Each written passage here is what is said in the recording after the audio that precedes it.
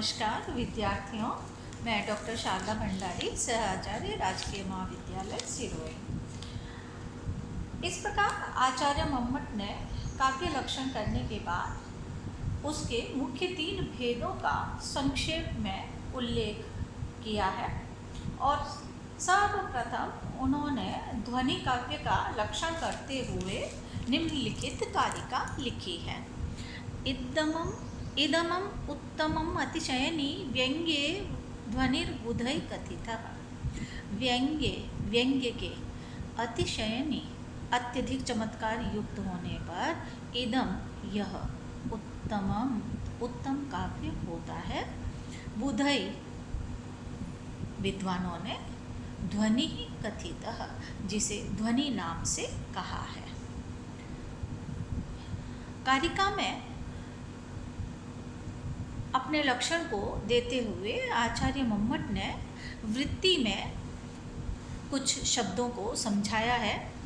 सबसे पहले वो लिखते हैं इदम इति काव्यम। इदम से तात्पर्य काव्यम। बुधै से तात्पर्य है वैयाकरणों के द्वारा। इदम इति काव्यम, इदम अर्थात काव्य, बुधै विद्वानों अर्थात वैयाकरणों के द्वारा प्रधानभूत स्फोट रूप व्यंग्य व्यंजकस्य शब्दस्य ध्वनिरिति व्यवहारः कृतः। वैयाकरणों के द्वारा प्रधानभूत स्फोट रूप व्यंग्यार्थ को अभिव्यक्त करने में समर्थ शब्द को ध्वनि नाम से कहा है।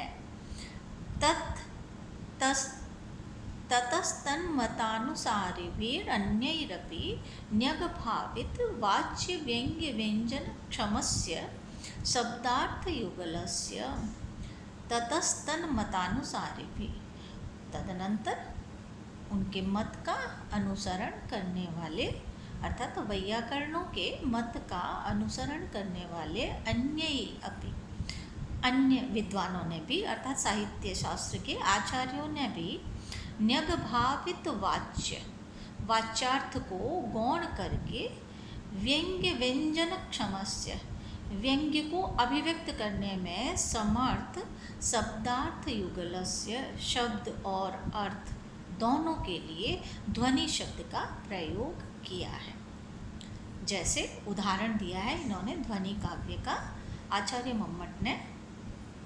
निःशेष च्युत चंदनम स्तन तटम निमृष्टरागो अधरो नेत्रे दूरम नंजने पुलकिता तनवी तवेयं तनुः मिथ्यावादिनी दूती बांधवजनस्य ज्ञात पीडागमे वापिं स्नातुं मितो गतासि न पुनस्तस्याधमस्य अंतिकम्।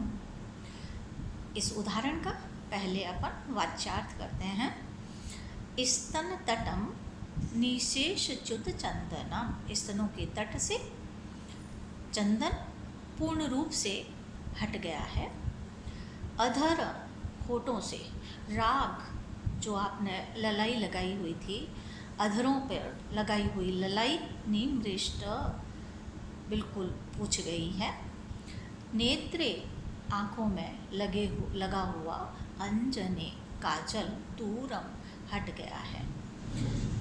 हे तन्वी तव इयम तनु तुम्हारा यह शरीर पुलकिता रोमांचित हो रहा है।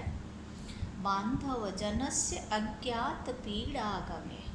बांधव जनस्य अपनी बांधव अर्थात अपनी सखी की पीड़ा को न समझने वाली, मिथ्यावादिनी झूठ बोलने वाली, दूती हे सखी दूती रूप सखी, इतः यहाँ से वापिम स्नातुं गता असि बावड़ी में स्नान करने के लिए गई थी। न पुनः तस्य अधमस्य अंतिकम पुनः उस अधम के पास नहीं गई थी। इस उदाहरण में एक नायिका अपनी सखी को दूती बनाकर नायक के पास भेजती है और वो जब वापस आती है तब वो नायिका उस दूती को कहती है कि तुम इस प्रकार की दिखाई दे रही हो, तुम्हारे स्तनों से चंदन हट गया है, अधरों से तुम्हारी ललाई हट गई है, आँखों से तुम्हारा अंजन काजल दूर हो गया है नहाने से, और तुम्हारा शरीर भी सारा रोमांचित हो रहा है। बिल्कुल तुम सही कह रहे हो, तुम यहाँ से नहाने के लिए गई थी, उस अधम के पास, उस नायक के पास नहीं गई थी। ये वाच्यार्थ है। यहाँ पर इस वाच्यार्थ की अपेक्षा ये व्यंग्यार्थ कि तुम यहाँ से नहाने के लिए नहीं गई थी, बल्कि तुम तो उससे रमण करने के लिए गई थी, और ये जो व्यंग्यार्थ है ये अधम पद से व्यंजित हो रहा है। तो इस प्रकार से इस उदाहरण में वाच्यार्थ की अपेक्षा व्यंग्यार्थ अधिक चमत्कार युक्त है, इसलिए यहाँ ध्वनि काव्य है और इसे उत्तम काव्य माना गया है। आचार्य मम्मट ने इस उदाहरण के पश्चात एक पंक्ति में लिखा है, अत्र तदंतिकम एव रंतुम गता सती। यहाँ इस उदाहरण में तद अंतिकम एव, उसके पास ही, रंतुम गतासी, तुम रमण करने के लिए गई थी, ये जो व्यंग्यार्थ है प्रधान रूप से अधम पद से व्यंजते, अभिव्यक्त हो रहा है। तो इस प्रकार आचार्य मम्मट ने व्यंग्य के अधिक चमत्कार युक्त होने पर ध्वनि काव्य माना है और यह उत्तम काव्य है। ये आचार्य मम्मट का प्रथम काव्य का भेद है ध्वनि काव्य, और जिसे इन्होंने उत्तम काव्य माना है।